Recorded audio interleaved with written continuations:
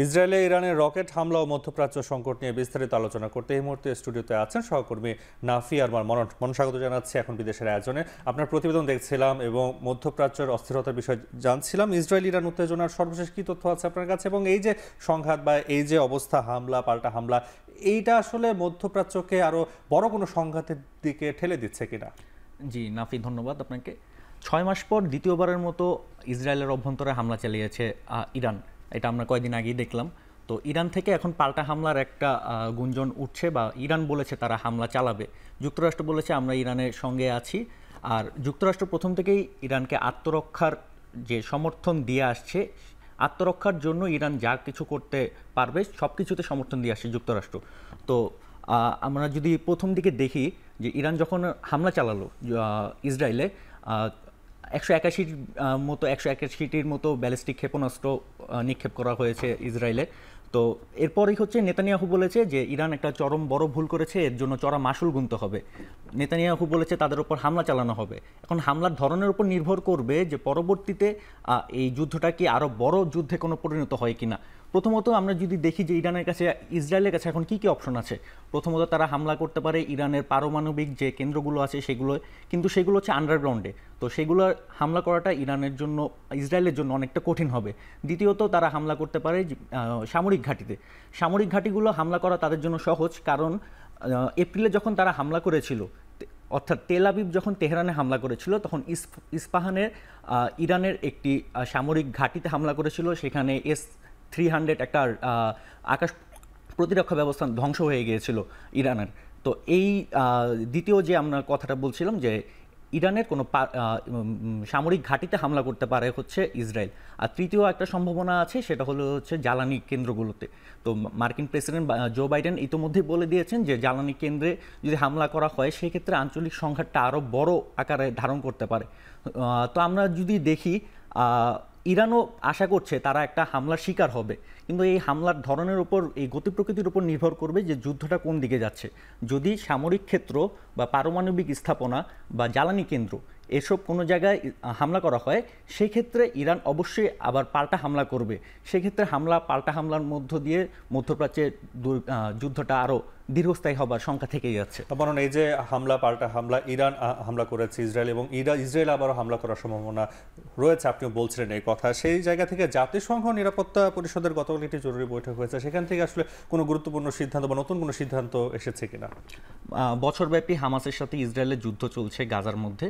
তো এই বছরব্যাপী যুদ্ধে অসংখ্যবার বৈঠক হয়েছে জাতিসংঘের নিরাপত্তা পরিষদে। জাতিসংঘের নিরাপত্তা পরিষদের 5টা স্থায়ী সদস্য, 10টা অস্থায়ী সদস্য আছে। তারা প্রত্যেকবারই বলে আসছেন যে গাজায় যাতে যুদ্ধ বন্ধ করা হোক, অস্ত্রবিরতি চুক্তিতে যাতে তাড়াতাড়ি যেতে সম্মত হয় দুপক্ষ, অর্থাৎ হামাস এবং ইসরায়েল। বাট এই জিনিসে আমরা কোনো অগ্রগতি দেখছি না। এমনকি সবশেষ যখন জুনে বৈঠক হয়েছিল, তখন চতুর্থবারের মতো একটা রেজুলেশন বা প্রস্তাব পাশ হয় জাতিসংঘের নিরাপত্তা অধিবেশনে, নিরাপত্তা পরিষদে, যেখানে মার্কিন প্রেসিডেন্ট জো বাইডেনের নির্দেশক্রমে একটা অস্ত্রবিরতির প্রস্তাব দেওয়া হয়, কিন্তু এটা এখনও বাস্তবায়ন করতে পারেনি হামাস বা ইসরায়েল কোনো পক্ষই। অর্থাৎ আমরা কার্যত দেখতে পাচ্ছি জাতিসংঘ নিরাপত্তা পরিষদ একটা নামে একটা মূল একটা বডি থাকার পরেও তারা কোনো ধরনের পদক্ষেপ নিতে পারছে না বা ইম্পোজ করতে পারছে না তাদের ইসরায়েল বা হামাসের ওপর। দ্বিতীয়ত আমরা যদি আসি গতকাল কি বৈঠক হয়েছে। গতকাল জাতিসংঘের মহাসচিব অ্যান্তোনিও গুতেরেস ইসরায়েলের অভ্যন্তরে যে ইরান হামলা চালিয়েছে সেটার নিন্দা প্রকাশ করেছেন। তিনি বলেছেন যে টিট ফর ট্যাট, এটার যে একটা সাইকেল চলছে, এর ফলে যুদ্ধটা আরও, উত্তেজনা আরও ছড়িয়ে পড়তে পারে, আঞ্চলিক সংঘাতটা আরও বড় হতে পারে। আর এইদিকে হচ্ছে যুক্তরাষ্ট্র বলেছে যে আমরা যদি যুক্তরাষ্ট্র বা ইসরায়েলের উপর হামলা করা হয় সেক্ষেত্রে তারা আবার পাল্টা হামলার জবাব দেবে। তো এতটুকু পর্যন্ত যদি আমরা দেখি, আগের যদি বৈঠকগুলো বা বৈঠকগুলো যদি আমরা দেখি, তাহলে দেখব জাতিসংঘ থেকে সবসময় যুক্তরাষ্ট্রের সমর্থন পেয়ে আসছে ইসরায়েল। অন্যান্য দেশ ইসরায়েলের কার্যকলাপের সমালোচনা করে গিয়েছে, কিন্তু গতকাল ইরানের কার্যকলাপের সমালোচনা করেছে জাতিসংঘের মহাসচিব থেকে শুরু করে বাকি দেশগুলো, কারণ আরেকটি দেশের নিরাপত্তা লঙ্ঘন করা হয়েছে এর মাধ্যমে। এরপরেও আমরা যদি দেখি, তার আগে কিছুক্ষণ আগে জাতিসংঘ মহাসচিবের বৈঠকে কথা বলার কিছুক্ষণ আগেই জাতিসংঘ মহাসচিবকে ইসরায়েল প্রবেশে নিষেধাজ্ঞা জারি করেছে দেশটির পররাষ্ট্র মন্ত্রণালয়। তো এখানে যদি যেটা মানে যে পদক্ষেপ নেওয়া হয়েছে সে পদক্ষেপের সমালোচনা করেছে খোদ যুক্তরাষ্ট্রই। তো আমরা যুক্তরাষ্ট্র বলেছে যে এই ধরনের পদক্ষেপ কোনো ফলপ্রসূ কোনো ফল বয়ে নিয়ে আসবে না।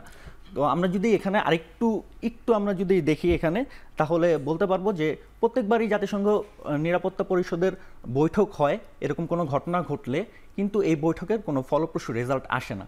যদিও গতকাল অন্যান্য দেশগুলো খুবই চাপ দিয়েছে ইরানকে, কিন্তু ইসরায়েলের যে এক গুয়েমি আছে সে কারণে কোনো সিদ্ধান্ত আসতে পারছে না। মনন, আপনি যুক্তরাষ্ট্রের কথা বলছিলেন, এই যে ইরান এবং ইসরায়েলের এই যুদ্ধ বা সংঘাতের মধ্যে যুক্তরাষ্ট্রের ভূমিকাটা আপনি কিভাবে দেখছেন, অথবা যে ইসরায়েল ইরান ইস্যুতে যুক্তরাষ্ট্রের যুক্ত হওয়ার সম্ভাবনাটা আসলে কতটুকু মনে হচ্ছে? 1948 সালে যখন ইসরায়েল প্রতিষ্ঠিত হয় তখন এর পেছনে অন্যতম প্রভাবক বা নিয়ামক হিসেবে কাজ করেছিল যুক্তরাষ্ট্র। আমরা এখনও দেখতে পাচ্ছি যে এত বছর পেরিয়ে যাওয়ার পরও ইসরায়েলের সবচেয়ে বড় মিত্রই হয়েছে যুক্তরাষ্ট্র। কিন্তু যেভাবে গাজার যুদ্ধ চলছে এত বছর, মানে প্রায় এক বছর পার হবে কয়েকদিন পরেই 7 অক্টোবর। তো ইসরায়েলকে সব ধরনের আর্থিক এবং সামরিক সব ধরনের সহায়তা দিয়ে আসছে যুক্তরাষ্ট্র। কিন্তু যুক্তরাষ্ট্র সবসময় বলেছে ইসরায়েলের আত্মরক্ষার জন্য ইসরায়েলের আক্রমণের অধিকার রয়েছে। বাট ওয়াশিংটন কখনোই ইসরায়েলকে এই সুযোগটুকু দেয়নি যে তারা আরেক দেশে কোনো উস্কানি ছাড়াই আক্রমণ করবে। তো আমরা যদি মানে একটু আগেই আমরা যে প্রতিবেদনটা দেখলাম সেখানে জো বাইডেন বলেছেন যে ইসরায়েল যাতে ইরানের কোনো পারমাণবিক বা জ্বালানি স্থাপনা যাতে হামলা না করে।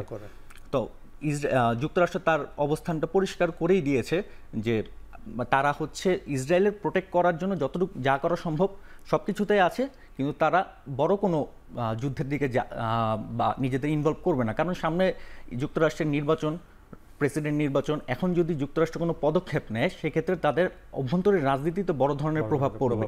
ডেমোক্রেটরাও এখানে একটু সমস্যায় পড়বে। আর রিপাবলিকানদের যে প্রেসিডেন্ট প্রার্থী ডোনাল্ড ট্রাম্প, তিনি তো বলেই আসছেন যে তিনি যদি প্রেসিডেন্ট থাকতেন তাহলে এই ইরান যুদ্ধ হতো না। তো আমরা বলতে পারি যে যুক্তরাষ্ট্রের এখানে বর্তমানে এমন পরিস্থিতিতে তাদের যুদ্ধে জড়ানোর কোনো সম্ভাবনা নেই। ধন্যবাদ নাফিয়ার রহমান, আপনাকে অসংখ্য ধন্যবাদ এখানে ইসরায়েল এবং ইরানের যে বর্তমানে সংঘাত এবং যুক্তরাষ্ট্রের ভূমিকা সে বিষয়ে আলোচনা করার জন্য। ধন্যবাদ।